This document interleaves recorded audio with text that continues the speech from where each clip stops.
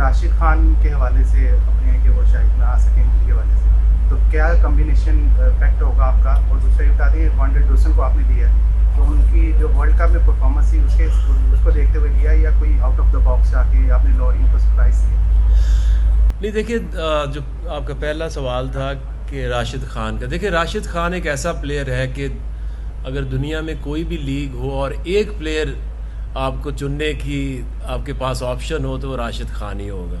उसकी कमी तो मेरा नहीं ख्याल कोई भी दुनिया का प्लेयर कर सकता है, बट इंजरीज आती रहती हैं। बट राशिद खान जो है वो कलंदर्स फैमिली का एक हिस्सा है, और गेम से बढ़ के तो कोई चीज़ें होती हैं। सो आई थिंक अभी नहीं खेलेगा, अगले साल खेल लेगा। तो दूसरी चीज़ आपने पूछी डोसन के बारे में, तो देखिए सबसे इम्पॉर्टेंट है आपकी बैलेंस टीम का, कि आपको 4 नंबर पे एक प्लेयर चाहिए, फिर आपको इस तरह से नंबर्स आप पूरे करते हैं। नाम एट टाइम्स मैटर नहीं करते, बट डोसन ने जिस तरह का वो एक्सपीरियंस प्लेयर है और जिस तरह से उसने परफॉर्मेंसेस दी हैं, आई थिंक हमारे लिए तो ये एक बेस्ट पिक जो आप कह सकते हैं वो डोसन की है। आखिर आपने फखर को ले लिया, आप मजीद किस खिलाड़ी को लेने की तमन्ना है पूरे जैसल में से, इस पर नजर बनी हुई है और इस दफ़ा इतनी तौर पर मुकाबला सख्त था, तो खास प्लानिंग आप लोगों ने मजीद की बेहतर आपको और फिर इसकी बात तो आप देखिए उसमें नाम लूँगा तो अंदर बूटी चली जाएगी। आपको ये बता सकता हूँ कि देखिए सबसे पहले आपने जो आपकी टॉप पिक्स होती हैं उसमें आपने अपनी फाइनल 11 बनानी होती है। जो गैप्स हैं उनको आप फिल करते जाते हो। जब आपकी टीम बन जाती है तो अमूमन आप उसको ना सिल्वर की एक आधी पिक में अपनी टीम 11 कंप्लीट कर लेते हैं। उसके बाद फिर आपने जाना होता है अपने बैकअप्स के ऊपर, क्योंकि ये बहुत जल्दी मैचेस होते हैं। जैसे लाहौर के जो है पहले 10 दिन में 6 मैचेस होने हैं, तो उसमें आपके पास ऑप्शन होनी बहुत ज़रूरी है। ऑलराउंडर है तो आपके पास बैकअप में भी हो उसका रिप्लेसमेंट।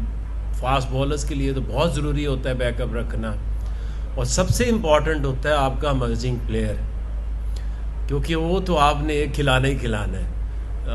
तो ये बड़ा क्रिटिकल होता है। और जहाँ तक हम बड़े कंफर्टेबल अभी तक चले आ रहे हैं, स्टार्टिंग फ्रॉम हारिस रऊफ़, हमारा अपने ही ट्रेंड हुआ इमर्जिंग आता है। उसको पता होता है जिस तरह से वो ट्रेंड हो रहा होता है कि क्या रिक्वायरमेंट है, क्या उसका फोकस होना चाहिए और क्या रोल उसे जाके टीम में मिलेगा।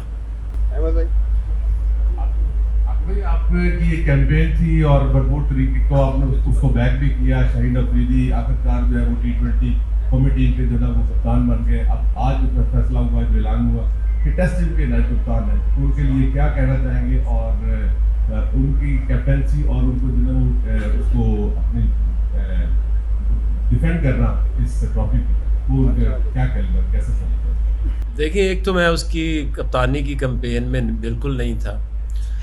उसकी एक वजह है कि चूँकि शाहीन ने करियर हमारे साथ शुरू किया इस फ्रेंचाइज से और एक दुनिया का सुपरस्टार बन गया।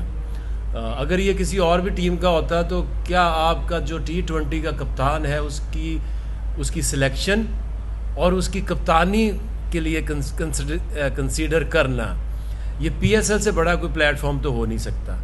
जो PSL में परफॉर्मेंस देता है आउटस्टैंडिंग 1-2 साल में, आप उसको पाकिस्तानी टीम तक लेके जाते हैं। इसी तरह अगर शाहीन ने जिस तरह से कप्तानी की है 2 सीजन्स में, वो किसी भी फ्रेंचाइज का होता तो मैं उसको उतना ही सपोर्ट करता।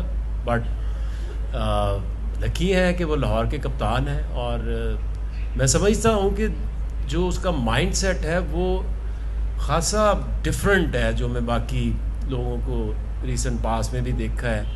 क्योंकि कप्तानी के लिए जब उसको कप्तान हमने भी बनाया था तो बहुत सारे लोगों ने ये कहा था कि इस एज में उसको कप्तान बना के उसकी गेम ख़राब ना ये हो जाए, उसकी बॉलिंग ना ख़राब हो जाए। बट लोगों को आइडिया नहीं होता। लोग जो है आपकी अकल जो है वो उम्र के हिसाब से नापते हैं। हालांकि जो गेम सेंस है, जो आपकी इंटेलिजेंस है, वो उसका एज से कोई ताल्लुक़ नहीं है। कई लोग बड़ी जल्दी ज़िंदगी में मैच्योर हो जाते हैं और जब हमने कप्तान बनाया था 5वें सीज़न में सुहेल अख्तर को, तो उसके साथ तब से शाहीन को वाइस कैप्टन बनाया था। 2 साल वो एज वाइस कैप्टन भी उन्होंने काम किया। और फिर आई थिंक जिस तरीके से एग्रेसिव माइंडसेट है और honesty is very very important for any captain, कि जो आपकी जो ग्रुप है आपका, जो आपकी टीम है, उसके अंदर अगर आप ऑनेस्टी के ऊपर फैसले करेंगे, आप lead from the front with your performance करेंगे और सब प्लेयर्स को लेके चलेंगे, सपोर्ट करेंगे, तो वो कप्तान जो है वो कामयाबी उससे कोई ज़्यादा दूर रह नहीं सकती। कि भाई आपने जिस तरह से खिदमत क्रिकेट की उस पर तो सलाम है, लेकिन 2 चीज़ें बड़ी तंग करती हैं कि यार T20 क्रिकेट में आप लोग निकालते हैं, लेकिन हम वनडे में और टेस्ट में क्यों लाहौर के अंदर ऐसा ट्रेन नहीं करके भेजता कि यार वो टेस्ट और वनडे के लिए कि उतना ही तगड़ा रहे। हारस और की हालत जो अभी मिसाल आई है कि उसने कहा जी मैं नहीं खेलना टेस्ट को, तो ये कब तक ये चीज़ें चलेंगी कि हम उनको लॉन्ग टर्म क्रिकेट भी सिखाएं? ओबियसली ये पाकिस्तान क्रिकेट बोर्ड का काम है, ठीक है, क्योंकि आप दुख दर्द रखते हैं पाकिस्तान के लिए, तो को मशवरे देते कि भाईजान ये भी काम कर लें, साथ ही आप शुरू कर दें। देखिए, उसमें बात ये है कि आपकी जो ये लॉन्गर फॉर्मेट है उसका बेहतरीन उसको सीखने का तरीका तो आपकी डोमेस्टिक क्रिकेट ही है। हम शुरू में जो प्लेयर्स आते हैं, ऑब्वियसली हमारा T20 फॉर्मेट है, तो उसके लिए सफ़र शुरू करते हैं। फिर आगे आपकी डोमेस्टिक क्रिकेट है, आपकी जो भी एज क्रिकेट है, उसमें आपने अपने आप को डेवलप करना होता है। लेकिन अब हमने इसका पहला स्टेप तो लिया है।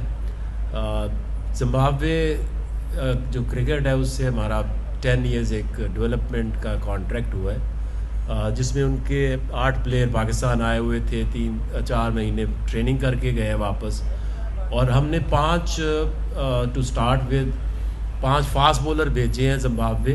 उनकी 5 जो फर्स्ट क्लास टीम में उनसे खेलेंगे, तो जब वो पूरा सीज़न खेलेंगे, वहाँ 4 डे भी खेलेंगे, 50 ओवर भी खेलेंगे, तो डेफिनेटली वो अपने आप को लॉन्गर वर्जन में ट्रेन कर जाएंगे।